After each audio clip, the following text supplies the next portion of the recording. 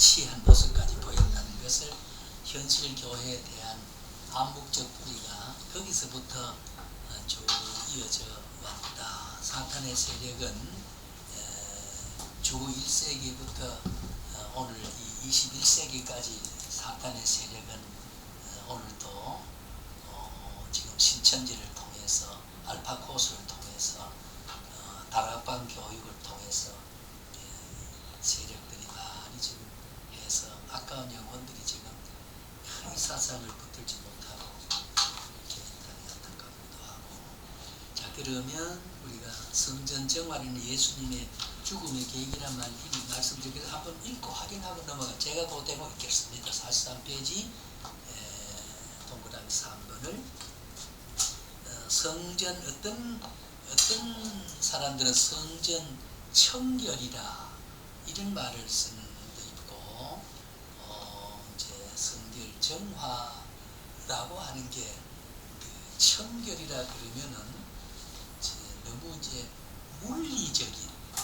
물리적인 깨끗함의 청소전 대표적인 의미가 있고, 정화라 그러면 정신적인 걸 다 포함하기 때문에 제가 이 용어 선택이 정화가 더 적절하겠다.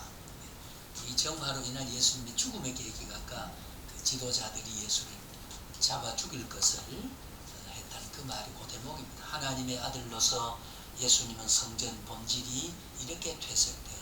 이 성전 본질이란 말은 그 예수님이 성전이고 지상교회 오늘날 교회 건물은 사실은 그 안에 교인들이 교회거든요. 그리고 교회당과 교회란 다른 거죠. 우리가 에클레시아란 말은 히브리어에서 에나라든 갈이란 말은 모인 군중을 말하는 것이고, 그래서 그 정렬하고 우리가 어셈플이라는 말을 우리가 되게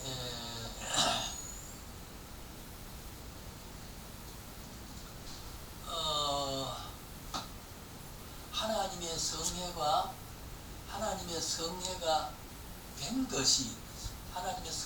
된 것이 이것은 공간을 의미한 게 아니었고, 모세가 시내산에 계율을 받아와 가지고 군중을 모아놓고 여기 언약식을 하고 비준행을 했습니다. 이걸 받아왔으니까 우리가 FTA를 국회에서 비준하듯이 모세가 산에 올라가서 받은 것을 모든 회중 앞에서 이제 이 언약을 선포를 할 때 그 모인 회중이 그게 에다요, 가리요, 신약 와서는 에클레시아가 그게 이제 어셈플이라고 하는 게 모입니다 하는 그런 의미를 가진 거죠.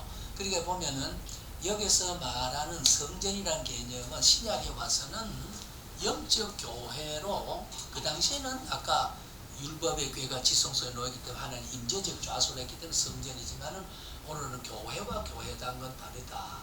그러니까 전국 교회의 수만 교회를 보게 되면, 수천 교회, 수만 교회를 보게 되면 거의가 교회란 이름은 붙어도 예배당 이름은 없어졌습니다. 이 자체가 영세 한국 교회가 이 예배당이라는 개념이 무너진 것은 참 이 여러분 목적론적으로 교회의 의미를 달아야 되는데 공간 개념으로, 존재적 개념으로 화해됐다는 말은 이 예배는 하나님의 예배하는 처소라는 의미에서 우리는 문화 속에 깊이 각인이 되어야 되거든요. 그러니까 교회는 친교적이고 교인이 모이는 장소적 개념으로 이렇게 하는 것은 이것도 기독교적 철학의 부재다. 저는 그렇게 소망교회는 예배당. 예배당이 그래야 됩니다. 그러니까 예를 들면 제가 이따가 나가는 교회 남포교회 예배당 이렇게 해야 되거든요.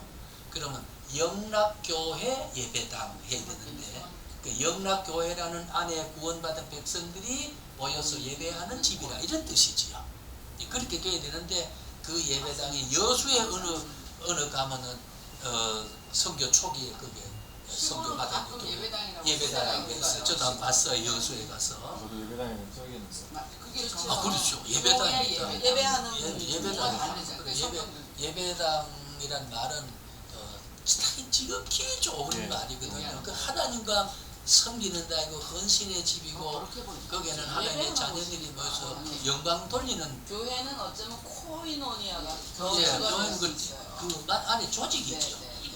기구를 말하는데 집은 말하는 그러니까 집과 그 안에 성도를 예, 구분 네. 없이 지금 쓴다는 거. 이것이 상상력의 부재나 냉혹하게 보면 제가 잘난 척 표현하는 게 아니고 이게 전부가 지도자들이 좀 알아서 정말 이런 것 때문에 공회를 열어서 토의하고 말을 제정하고 표준을 정하고 성도를 교육하고 이래야 되는데 이거 전부 그렇게 하지 않고 있다고 말이에요. 그래 이게 안타깝다는 거지. 앞에 교회라는 이름을 쓰고 또 예배 다녔어요 같이. 교회는 예수 믿는 사람들이니까 모이는 사람들이 예배 예배하는 곳이라니까 건물 이름은 예배당이 돼야 되고 그 예배하는 사람 주체가 교회란 말이죠. 남포교회 예배당. 교회란 말은 우리가 에클레시아란 말은 이것은 모임이란 말이죠. 에크란 말은 전치사 으로부터란 뜻이지요. 으로부터고 이 칼레오서 온 말인데 칼레오는 모이다 하는 거. 어디서부터? 저 애굽으로부터 가나안으로, 세속으로부터 교회로. 그래서 어디로부터 와서 구별돼서 모인 이게 바로 애다라는 어셈블리가 있겠죠. 어셈블리.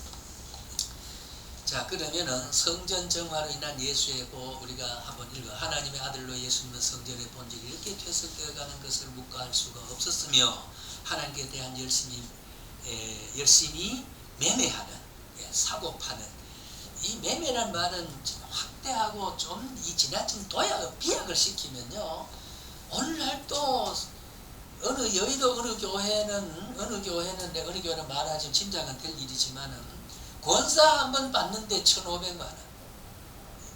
1,500만 원 헌금이 되어야만 되고 담임교역자가 한 번 신발 받는데 적어도 수백만 원의 헌금이 나와야 그게 교구장이 연결한다. 사실 따지고 보면 이거 매간매직 아닙니까? 거의 매매하는 거거든요. 그런 좌판이란 말은 뭡니까? 물건을 올려놓고 성전의 기물에다가 올려놓고 파는 것을 이게 좌판이지. 세일 탭을 한 거지요.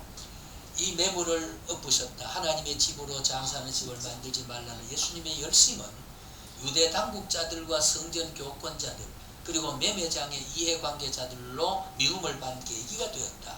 하나님을 향한 열심은 언제고 반하나님주의자들로부터 경계와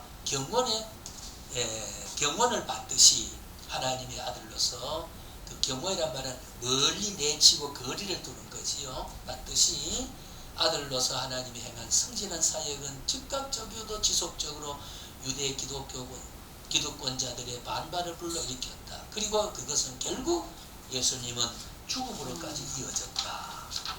그렇게 된 거죠. 그 설명이 필요 없죠.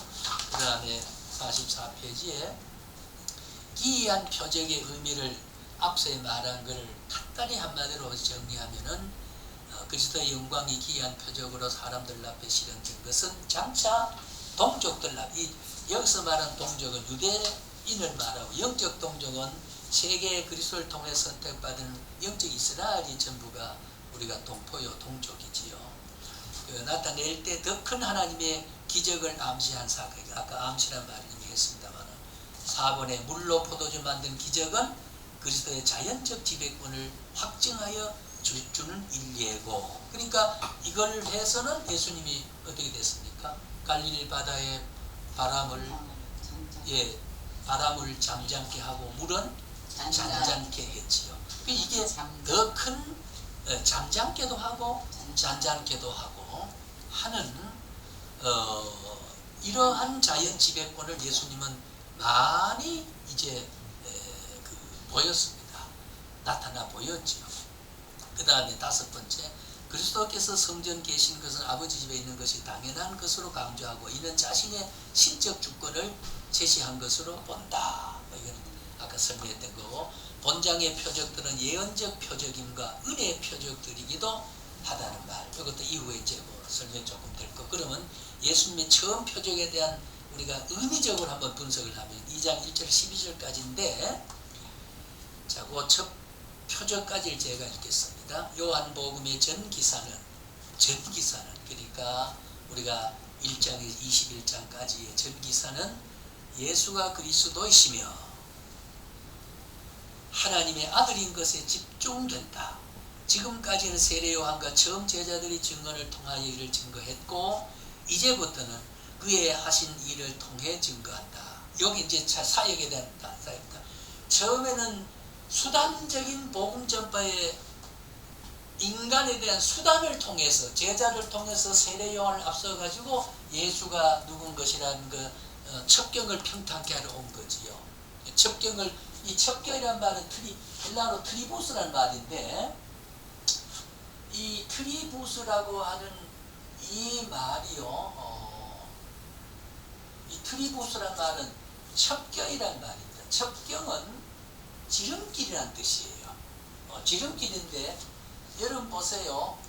이 돌아가면 산이 이렇게 있으면은 산을 돌아가면 제주도 한라산을 주며 돌아가면 이게 평탄한 길로 가잖아요. 근데 요걸 요렇게 질러 넘어가려고 하면 토끼길 꼬불꼬불하게 넘어간단 말이죠. 그러니까 지금까지는 중간길을 벗어나서 그리스도가 이사를 통해서 메시아가 이 땅에 올 것을 나타난 것을 중간기에 다 까먹고 주님이 나타나기 전까지 400년 동안 묵시시대 계시가 없어서 시대 유대사회는 하나님은 그 선민의 삶을 잘 못 살았단 말이에요. 그러니까 전부가 비뚤어지고 굽어지고 비뚤어지고 굽어지고 했다는 거죠. 이 트리부스란 말이요. 그래서 아까 성경 가르칠 때는 가능하면 성경을 많이 읽은 것만 가지고 아니고 그 원문적으로 문자적 해석을 필요할 때 있다는 거죠. 그리고 이렇게 굽은 길을 쭉 빠르게 주님은 이제 내가 와서 이제는 너희 잘못되고 유대사 잘못되고 제자들이 누가 등록하니 이런 비뚤어진 생각을 전부 바로잡거든. 예, 첩경을 평탄하러 왔다. 이게 세례 요한의 일가라는 표현이거든요. 그런 뜻으로 그래서 여기서 말하는 그리스도의 하나님의 아들인 것에 집중된다라고 하는 말. 지금까지 세례 요한 처음 제자 통해서 전부가 그렇게 증거되었던 거. 이제는 그리스도가 실제적 행동을 통해서 하나님의 액션을 통해서 신적 행위를 통해서 제한된 역사 안에서 초월자 하나님으로도 역사하심으로 제한된 시각과 제한된 그리스도를 바라봤던 인자의 사상을 넘어서지 못하고 다윗의 후손을 넘어서지 못하고 목수의 아들로 넘어서지 못하는 것을 신령한 하나님의 아들로 나타나자면 이런 제자들의 이걸 통해서는 이게 불가능하다는 거죠. 그래 자기 스스로가 이제 자증을 하는 겁니다. 자증을 할 때에 이제 그것이 처음에 암시된 게 이제 가나 혼인잔치 집에 기적을 베푼 게 바로 그런 의미였고, 그러니까 처음 부르신 첫 제자들 끊으시고 가나로 이제 가셔서 이런 행사를 할 걸 몰랐지요. 솔직히 이렇게 물로 포도주 만든다는 것도 제자들도 뭐 누구든지 몰랐다는 겁니다. 몰랐는데 마리아는 이미 알고 당신의 선생이 너들의 선생이 무엇을 지시하든지 그대로 행하라 이렇게 했죠. 예, 그대로 행하라. 반항하지 말라. 이미 마음에 뒀죠. 어머니로서 마음에 들고 이게 이제 신체 그 영감론이라는 이제 그런 이도이 되어 있는 거죠. 마리아 마음 속에. 자, 그럼 여기로 정의할 말은 어머니가 똘똘하시.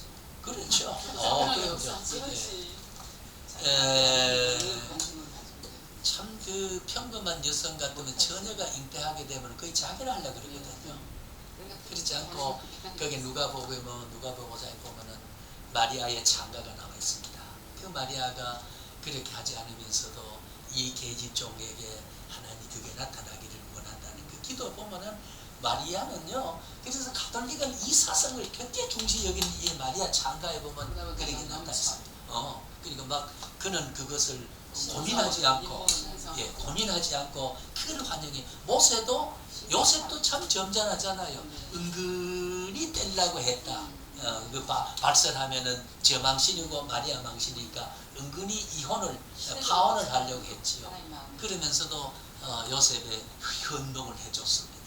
하나님이 꿈으로 나타나 보여주시고, 그래서 이 메시아 인재 시대를 알린 것은 세례 요한과 제자들을 통하였고, 이제는 그리스도 자신의 능력과 기적을 통해서 나타내. 이제 하나님으로서 오겠다. 시간 밖의 사건을 통해서 시간 안에 일으키겠다. 예. 현상적인 문제를 본질적인 문제로 해결하겠다. 인간의 상식의 선을 하나님의 초월적인 생각에서 이런 역사를 통과하겠다. 이것이 이제 첫 표적이 암시하는 내용의 복합적 의미라고 보는 거고, 그 다음에 이 표적이란 말을 조금 더 부연하면 이 표적을 가리키는 말이 세메이온이라는 말로 되어 있는데, 세메이온은 요한복음서 예수님의 이적과 관련하여 사용된 말인데, 이 말은, 이 표현은 예수가 행하신 표적이 신적 근거와 존위에서 아주 높고 권위 있는 존위에서 나온 것이라는 요한 기자의 해석이라 볼 수 있다. 예, 이 세메이온이라는 말을 요한이 영감받아 기록하게 된 기록이 예수의 존위를 나타내는 해석이 되는 말을 동원하게 된다. 그래서 가나 사건은 단순히 자연현상 이상의 초연적인 것으로 그 중심을 나타내는 요한의 의도는 영적 구원의 원리를 설명하기 위한 시각으로 이 사건을 증언하고 있다. 그러니까 그리스도를 통해 여기 중생의 위대한 교훈을, 중생의 이 뭐라 그럴까요? 하나의 세컨드 벌스를 하기 위해서 새로 새로 어떤 리버스지요. 그러니까 이 리버스를 새로 태어나게 하기 위해서는 여기에 맛이 없었던 맹물을 통해서 맛이 있는 말씀으로 변한, 이거 기독교 변용을 의미한다. 기독교 변용을 의미한다. 바꾸어지는 중생에 대한 맛을 나타내는 말로 우리는 사상적으로 설명이 가능한 표적이다. 이런 말로 가능한 말이고, 그래서 이 초자연적인 것, 그렇죠. 전에도 아까 이야기했지만 보세요. 여기 씨를 심어가지고 촉이 나고 넝쿨이 자라서 잎이 피고 꽃이 피고 열매를 맺고 탄소나 광합성 작용을 써서 포도가 검게 익어서 이것이 물에 들어가서 발효가 돼가지고 포도주가 됩니다. 이걸 따져보면은 여기는 몇 가지 있어요. 땅이 있어야 되고, 산소 공기가 있어야 되고, 태양이 있어야 되고, 그 다음에는 빛이 있어야 되고, 이것이, 그리고 시간이 경과하게 되면 발효가 되는 겁니다. 이게 포도주가 되는 과정이 아니겠습니까? 그러면 이 태양 창조와 창조 법칙에서 태양과 공기와 땅과 물과 그 다음에는 포도씨 맺는 모든 열매를 맺는 그걸 나타낸다는, 전부 이거는 하나님의 창조니까 신성으로 나타난 그리스도는 가나 어린집에 물로 포도주 만든 사건은 창조 질서적인 원리를, 원초적인 원리를 그대로 지금 적용을 시킨 거죠. 이게 적용을 시켰죠. 그러니까 한꺼번에 단축을 해버렸다 그 말이에요. 인간은 시간에 경과가 있어야 되고, 재료를 구성을 시켜야 되고, 조립을 해야 되고, 조성을 해야 되고, 구성을 시켜야 되지만, 예수님은 시간과 공간과 조건과 현상의 모든 요소를 한꺼번에 요약을 해버렸단 말이에요. 그러니까 물리적인 현상으로 보면 이거는 대단한 기적이면서도 대단하지 않는 거죠. 하나님으로 봐서는 우리는 대단하고, 우리는 대단한, 그렇죠. 우리는 대단한, 입이 벌리고 놀랄만한 화이트 부모님이 왜 나를 깜짝 놀라게 하느냐, 왜 그렇게 쓰냐, 나를 왜 발딱뛰게 했느냐, 화이트 부모. 그렇지만은, 그러나 주님은 이거 아무것도 아니야. 그러니까 문제는 여기 뭘 암시했냐면, 형질이 없어서 송장이 되고, 어머니 못해서 피가 형성됐던 거, 염록체가 형성돼서 세포가 형성됐던 그 모든 것이 문도 일그러져가 전부가 흙으로 돌아간 그것을 새로운, 아까 언두이라고 그랬지 않습니까? 이 죽음을 취소시키는 행위로까지 발전하는 기적에 대한, 이게 계시의 아까 크기야란 말, 상징적인 것, 실체가 났다고 실체된 것이 점점 확인돼서 우리의 개념 속에 명확히 잡히도록, 유대 사회에서 명확히 눈으로 볼 수 있도록 이 기적으로 승화를 시키고 발전시키고 한 것에 대한 기초가, 처음에 나타난 것은 다른 기적을 만들지 않고 물로 포도주를 만들었다는, 그 물로 포도주가 된다라고 하는 것과, 특별히 장사집에 가서 죽음을 본칠 수도 있었지만 장사집에 가지 않고 가나안 혼인잔치에 갔다는 그 혼인이 의미하는 것은 처음에 공생의 시작이 혼인이고 마감해서 우리가 들어갈 것이 뭡니까? 혼인잔치에 들어가는 겁니다. 이 성경에 대한 수천 년의 역사를 우리는 이렇게 압축해서 사상적으로 관통하지 아니하면 성경의 해석이 모순된 해석이 중간에 자꾸 해석이 되는 거죠. 그렇잖아요? 예. 결과적으로 가나 혼인집에 나타난 즐거움을 준 것은 장차 즐거움에 참여하는 걸로 이거는 이미 암시하고 묵시적으로 우리에게 계시화 시켜주는 사건을 볼 때 가나 혼인잔치집의 기적은 평범하게 우리가 볼 수 없는 기적의 의미가 신학적으로 함축하고 있다. 그렇게 보는 거지요. 그래서 공간복음서에 기록된 오병이의 사건을 유독 요한에게 있어서만은 생명의 이거 보세요.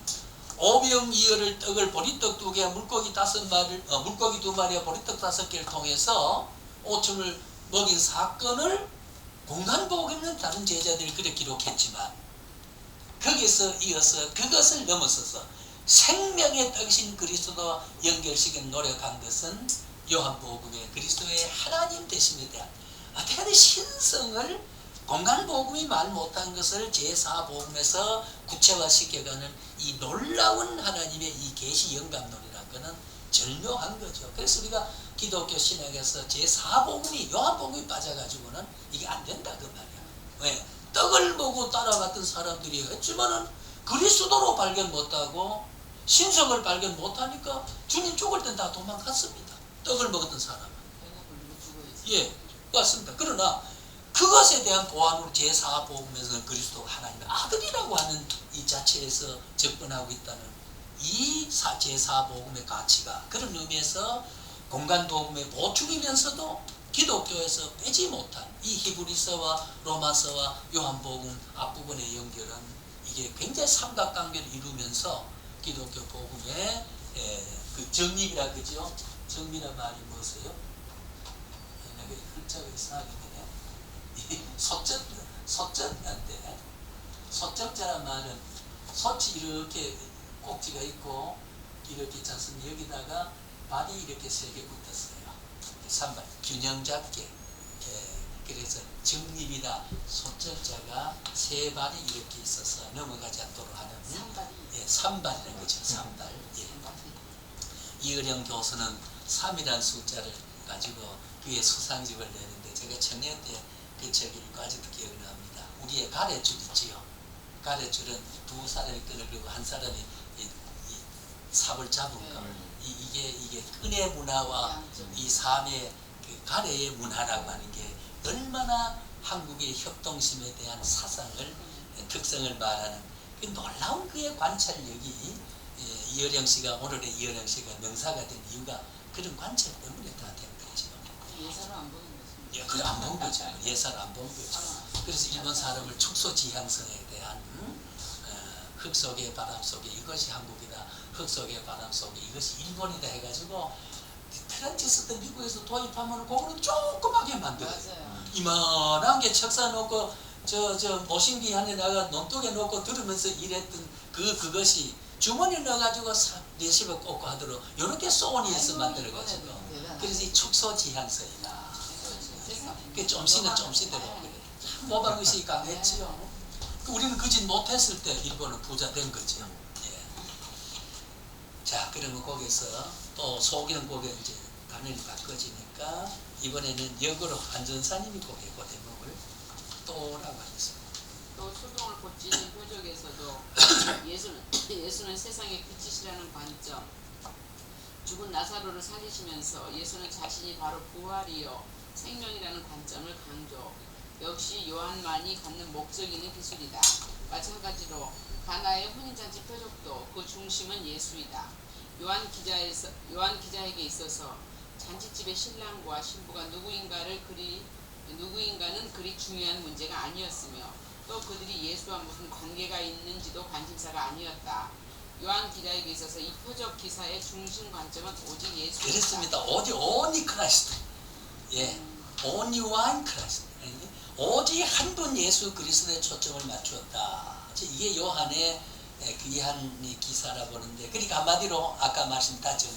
소경을 고친 표적은 자신이 세상의 비침을 알리는 것에 그게 어떤 심볼릭한 어떤 그런 사건으로 하나의 그것이 어떤 그 영적 엠블렘이다 그 말이죠. 그걸 통해서 예수는 세상에 영적 눈을 뜨게 하는 영적 눈을 뜨게 하는 것에 그 소경 고친 것은 물리적으로 소경 고친 것은 이사야 23장이니까 거기에 보게 되면은 그때가 되면 소경이 볼 것이요 뭐가 될 것이요 귀신이 쫓겨날 것이요 문둥병이 고칠까 그 이전은 히브리 민족의 수천 년 역사 흘러갔지만 소경은 자꾸 이렇게 유전이 돼가지고 많이 발생하고 거리마다 앉아서 심지어 바디모이가 성경에 나왔잖아요. 그렇게 모두 이 기형적인 아이를 낳았거든요. 뭐 안진대가 성전문 앞에 미문에 밭 이르가라든가 이런 거 보면 그랬는데 주님은 베데스다 목가에 가서 이번에 가보셨지만 거기서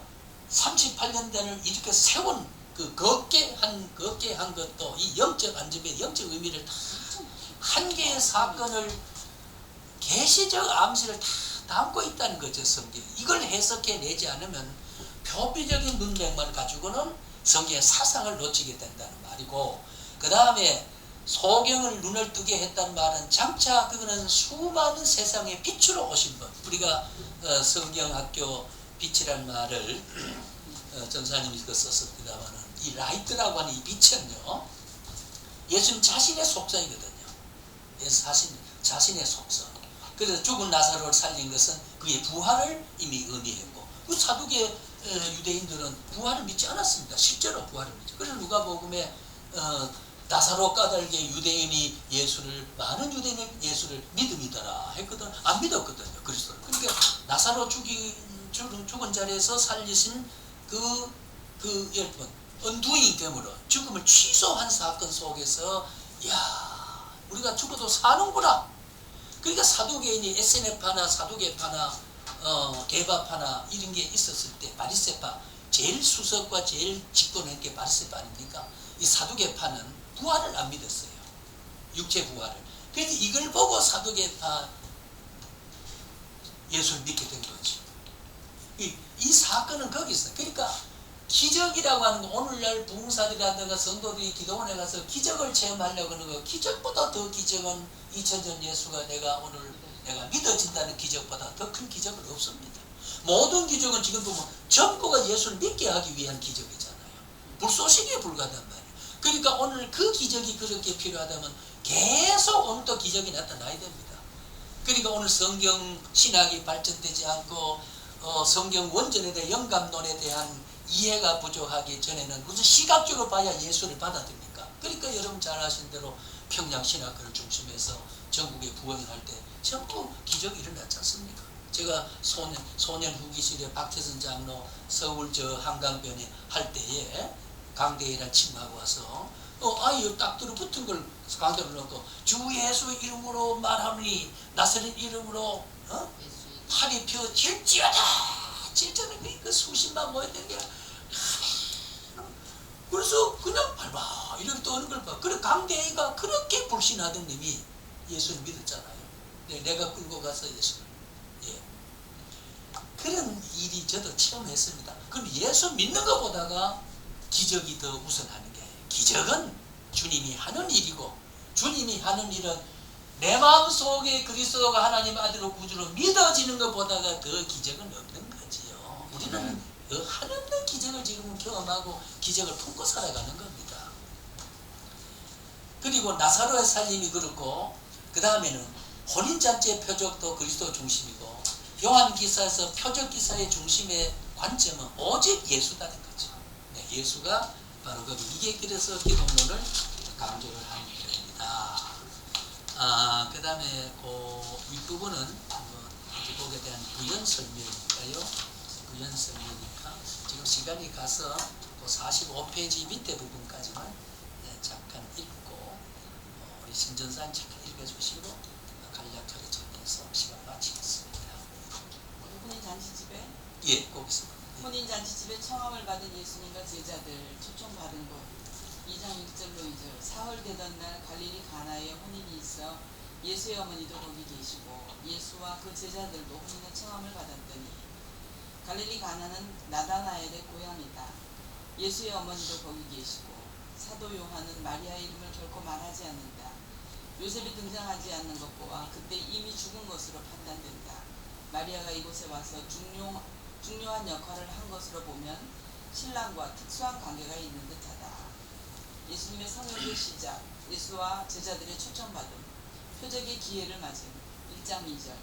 예수와 그 제자들도 청함을 받았더니 예수님의 사역의 첫걸음은 즐거운 혼인잔치에서 시작하신 아름다운 출발은 인간 사회에 던져줄 그 무엇을 암시라도 하는 듯하다. 모세는 궁중에서부터 그의 사역을 출발했다. 세례 요한이 광야에서 그 일을 시작한 것과는 대조가 된다. 예, 거기까지. 그럼 거기 한마디로 그 위에는 청함을 받은 이게 합리적 유추입니다. 이 정황론과 사회적 배경을 성경을 해석하면 결국은 요셉이 거기에 등장하지 못하고 있어요. 가나 오는 집에 그 부부와 예수님이 같이 가는 걸 더 있어야 되는데 요셉이 빠진 것은 그때 이미 요셉은 죽었다는 거죠. 이미 부름받았던 그런 걸로 역사는 해석을 하고 있고, 그 다음에 여기에서 우리가 그 갈로 예수님의 성령 시작에서 특히 1번을 주목해야 될 부분이 있습니다. 뭐냐면 예수님의 사역의 첫걸음은 즐거운 혼인잔치에서 시작하신 아름다운 출발은 인간 사회에 던져진 무엇을 우리가 암시한다고 볼까요? 왜 장사집에, 아까 잠깐 언급했습니다만, 왜 장사집에 초대지지 않고 병자에게 초대받지 않고 크든 가난에 찌들어서 이런 데 예수 나타나서 부를 주고 쌀가마니 부풀 쏟아내도록 하지 않고 왜 즐거운 혼인잔치에 초대도 받았고 거기에서 성령이 출발되느냐. 이거는 묵시적으로 뭘 의미합니까? 인간에게 궁극적으로 기독교는 인간에게 환희를 주는 거다. 기쁨을 주는. 아까도 말했지만은 결국 혼인잔치에 들어가서 신랑 되신 우리 예수님 맞이해서 희희낙낙 그 혼인에 대한 기쁨을 영원부토록 다함이 없는 무궁세월을 우리가 누릴 것에 대한 그것을 암시하고 있다. 암시하고 있다. 그 다음에는 그 다음 페이지 이야기에서 미리 좀 땡겨 말하면요. 자, 포도주가 모자라는지라. 우리가 모자람으로 오는 불평과 불행이 얼마나 많습니까? 그지요? 그러니까 모자라는 그 말은 성경에도 보면 결핍을 채워준 겁니다.